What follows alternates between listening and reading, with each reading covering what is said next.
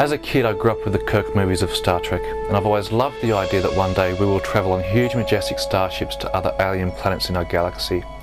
And I always liked how Gene kept the underlying theme to Star Trek, that the future will be one of optimism and understanding. The Enterprise has always been the status symbol of Star Trek, and I loved Matt Jefferies' original conception of the saucer, body and twin propulsions. But for me, I've never really seen this configuration pushed to its full potential of a really beautiful and excellent design. And when Enterprise D made its debut in the Next Generation series, I was so horrified and embarrassed as a fan for the image and reputation of the Enterprise and Star Trek. And I think it was the general consensus amongst the fans, and even those in the film industry, that the D design was somewhat ugly and in many ways looked like a flying duck with a huge head. I don't want to sound too negative to start with, nor do I want to bag a beloved space icon that I grew up with, but after seeing Enterprise D, I was so upset and dissatisfied with the disproportionate organic look to the design that I decided to set myself the challenge to design a Starship Enterprise that was majestic, graceful and beautiful to look at.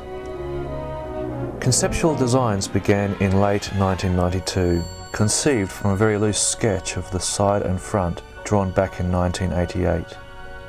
My main objective was to create a starship design that would look aesthetically pleasing to the eye at any angle, not just one or two angles, but all.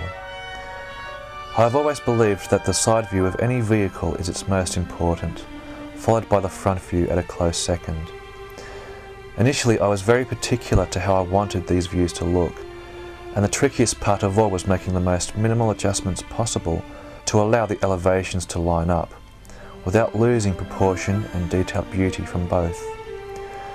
Fortunately, in my favour, with a bit of tenacity and persistence, these adjustments were minimal, and rather improved the look of the starship. If you get the front and side elevations looking good, most of the hard work is out the way, and the rest will usually just fall into place. Once happy with the side and front elevations, I then moved on to the back view. For me, the most striking aspect of the back view is how the impulse engines look, and this was the priority here, along with the landing bay. Because the front and back elevations are equal in symmetry, to save wasting time and unnecessary work, I originally drew each half of the front and the back in one. Then when it came to putting together a complete front and back view, I just flipped the original drawing, which was on tracing paper, photocopied each half, and then matched the opposites together to get a complete elevation for both the front and back. Next came the dorsal and ventral elevations, and again each half was drawn in one. Surprisingly, by sheer coincidence, the dorsal and ventral elevations turned out to almost be a proportionate match to the outline of Enterprise A. Once I had the general look of all the elevations down pat, it was just a matter of lining up the finer detail work. If the elevations look pleasing to the eye, then you can be pretty sure that it will look good in perspective also. I have always favoured the Kirk era of Star Trek. Movies 3 and 1 are my favourites, in that order. I've always felt the starships of Star Trek have looked their best in the Kirk era. For me, the traditional starship look has always looked its best when displayed in the colour scheme of off-whites, pale blues and cool greys. To me, anything darker and over-detailed looks too ominous and threatening, and takes away from the majesty and optimism reflected in the Star Trek starship heritage. Clean, fresh and regal. I've always been impressed with the Excelsior design, which I believe is still the best looking starship in all of Star Trek still to this day. And right from the beginning, I always wanted my Enterprise to look like a cross between Enterprise A and her sister ship Excelsior. And I do feel that the outcome lives up to that ideal. This crossover morph is most noticeable in the secondary hull, in the deflector shield and landing bay areas of the ship. I also wanted to move away from the older concave saucer design and keep in vogue with the convex look, becoming more traditional to Star Trek now. The nacelle pylons are also a cross between Enterprise A and Excelsior, merging the horizontal of Excelsior with the angled swept-back look of Enterprise A. I I really did not like the short stubby nacelles of Enterprise D. I've always believed that the nacelles should be long and sleek, giving a sense of strength and power to balance off with the front half of the starship. Anything shorter than the length of the saucer and you'll compromise the proportional balance of the overall architecture. The colour red as a feature on the externals of the ship is a big no-no for me. The only thing red should be the impulse engines, the torpedo launchers, the main side decals, and if you can see them, the navigation lights. So I kept well clear of the red glowing bussard collectors and more in tradition with the earlier film Enterprise. The tail end of the nacelles have always been a mystery to me. Where does the warp thrust emit from? Every nacelle I've seen has always had a sealed tail. I know Gene wanted to keep away from flames and fins, but the warp power has to be emitted from somewhere around the back end of the nacelles. So to keep things neat and tidy, I decided to have narrow vertical slits opening down along the tail line of the nacelles. Originally drawn by hand, then in colour and then on the computer, the cross-section was probably the most fun to construct, getting the scale right to fit everything in where I wanted things to go. In the end, my Enterprise turned out to be 790 metres in length, considerably larger than the length of the biggest Enterprise so far, the E. And looking down the timeline scale of previous Enterprises, we can appreciate just how large my design turned out to be. Engine-wise, a new unique difference between my design and traditional Trek is the deflector shield being substituted as a photon particle intake to power Enterprise. The ship runs on starlight, a never-ending power supply no matter where you are located in the galaxy. The deflector shield on my Enterprise is the surrounding detail of the photon intake. Another unique and fancy detail to engineering are the decks of the main power plant, which are orientated 90 degrees to the rest of the ship's decks, making it appear like one massive tower adjoining to the impulse tower. The decks here are anti-gravity sustained.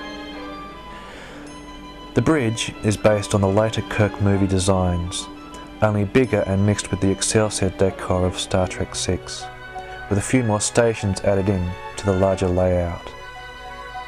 The dome of the bridge is actually the captain's study, a 360-degree framed glass dome where the captain can observe the entire vessel from above.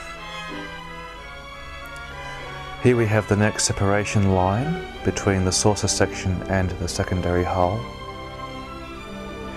The emergency escape pods are located on the underside of the saucer section of the Starship. The outer surface of the pods are totally smooth, with line detail worked into the hull. The pods are 1 deck in height. The design of the captain's emergency escape yacht is to reflect the bridge and saucer section configuration. Like the emergency escape pods, the yacht has a smooth surface finish, with line detail worked into the hull. The yacht is housed in the roof of the Worker B landing bay and is also 1 deck in height. With the destruction of Enterprise D came Enterprise E, a vast improvement. It goes without saying how similar my design is to E, yet I was surprised that the E design did not further on from the organic look of its predecessor, but rather jumped back in time style to the earlier generation of the more angular look. Although I like the sleek look of this Enterprise, I did not like the idea of completely getting rid of the neck from the E design. To me, the neck is still one of the main features of the Enterprise design. Yes, it is always presented to be a vulnerable spot for Enterprise, but doing away with it completely is like going from one extreme to the other. Excelsior comes close to that balance in between these two extremes, but I feel my design is a satisfying outcome to this technicality. Wide and not too tall. Losing the neck completely also presents problems for leniency of any curvature on the lower saucer section, and as to where the forward torpedo bay should be positioned. For me, the torpedo bay has always got to be located somewhere to the top 4 of the secondary hull, and with my design I have again kept true to tradition. Having said all that, when compared to the Enterprise D, the E design is much more in line with the traditional Starship Enterprise look of Star Trek, and I do like the streamlined look. which I have always hoped to see for Enterprise. However, after seeing the designs of Enterprise E, particularly the front view, I am still very much content with my Enterprise design. As I've never had the skill to draw my Enterprise in perspective, at this stage it would be wonderful to see my design in perspective, or even rendered as a 3D CG model at various eye lines. This I hope to be the next chapter for my Enterprise. Very surprisingly, when I completed my Enterprise design back in mid-1993, I unexpectedly discovered the date of Gene Roddenberry's passing in 1991, United Nations Day, October 24, my birthday. In some sentimental way, I feel Gene is looking over me, and eventually in early 1999, I sent my designs to Mrs. Roddenberry, which she replied to very enthusiastically, informing me that she added them to the Star Trek archives. And just this year, with the announcement of the new film prequel, after sending my designs to Enterprise E designer John Eaves back in January and again in March, we have finally made contact over the phone, and he was very friendly and welcoming. We had a great chat for about 10-15 minutes, and it was like we were old friends catching up. That was back in March, and I just hope a time will come again where I can talk to him further in more detail about my designs. And it was also nice to know that John wasn't too offended by my portfolio notes about Enterprise E. So thanks, John, and I hope we can talk again sometime soon. For a design that is over 12 years old, it still has beautiful lines that have not been outdated by progress. I just wish that Gene and Matt were still around to see it. It is very much a design of the future.